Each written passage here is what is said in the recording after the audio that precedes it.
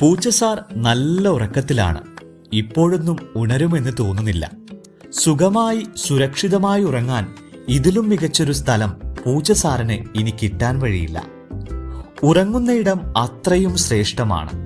Kannur government ആശുപത്രിയിൽ അമ്മയും കുഞ്ഞും വിഭാഗം, അതായത് സ്ത്രീകളുടെയും കുട്ടികളുടെയും ബ്ലോക്കിനുള്ളിലാണ് പൂച്ചസാറിന്റെ ഈ ഉറക്കം. നിയമങ്ങളും മുന്നറിയിപ്പുകളും ഇവിടെ മനുഷ്യന്മാർക്ക് മാത്രമായതുകൊണ്ട് പൂച്ചസാറിന് ഒരു ബോർഡും വായിക്കേണ്ടതില്ല. റിസപ്ഷന് മുന്നിൽ തന്നെ പൂച്ചസാറിന് ഉറങ്ങാൻ പ്രത്യേക ക്യാബിൻ ഒരുക്കിയിട്ടുണ്ട്.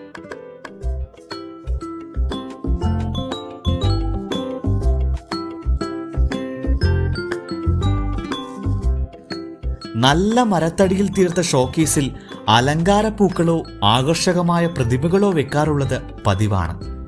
എന്നാൽ ജീവനുള്ള ഒന്നിനെ ഇങ്ങനെ കണ്ടപ്പോൾ ഒരു കൗതുകം തോന്നി. ഗവൺമെന്റ് ആശുപത്രിയിലെ നവീകരിച്ച അമ്മയും കുഞ്ഞും ബ്ലോക്ക് ആയതുകൊണ്ട് പ്രത്യേകം കൊണ്ടുവച്ച പാവക്കുഞ്ഞാകാം ഇതെന്ന് ആദ്യമൊരു സംശയമുണ്ടായിരുന്നു. പക്ഷേ സൂക്ഷിച്ചു നോക്കിയപ്പോഴാണ് മനസ്സിലായത് ആൾക്ക് ജീവനുണ്ട്.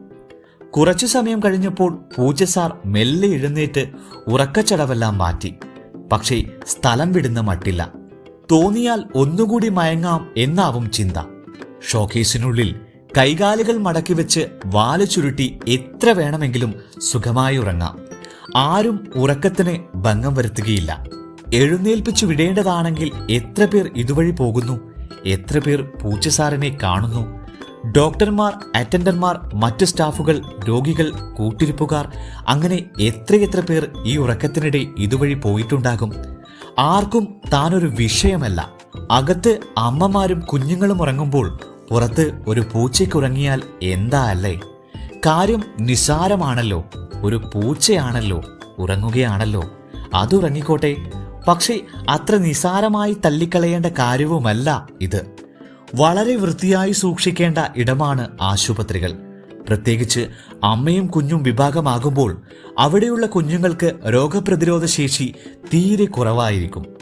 വൃത്തിഹീനമായ ഇടങ്ങളിലടക്കം എവിടെ വരെ എത്തുന്നു എന്ന് നിശ്ചയമില്ലാത്ത ഇത്തരം ജന്തുക്കൾ അലക്ഷ്യമായി സമീപത്ത് എത്തിയാൽ പല രോഗങ്ങളും പിടിപെടാനുള്ള സാധ്യത വളരെ കൂടുതലാണ്. അതുകൊണ്ട് എല്ലാവരും ജാഗ്രത പുലർത്തുക.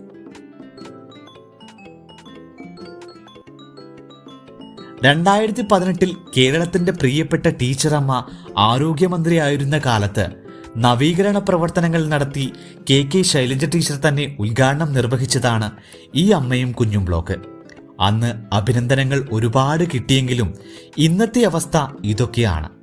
അടുപ്പിൽ പൂച്ച പെറ്റുകിടക്കുന്നു എന്ന് പഴമക്കാർ പല അവസരങ്ങളിലും പറയാറുണ്ട്. ഇവിടെ ചേരുമെങ്കിലും ഇല്ല എങ്കിലും ഇത് കണ്ടപ്പോൾ അങ്ങനെയും തോന്നി. ഭീമമായ തുക മുടക്കാനില്ലാത്തത് കൊണ്ടാണ് സാധാരണക്കാർ സർക്കാർ ആശുപത്രികളെ ആശ്രയിക്കുന്നത്.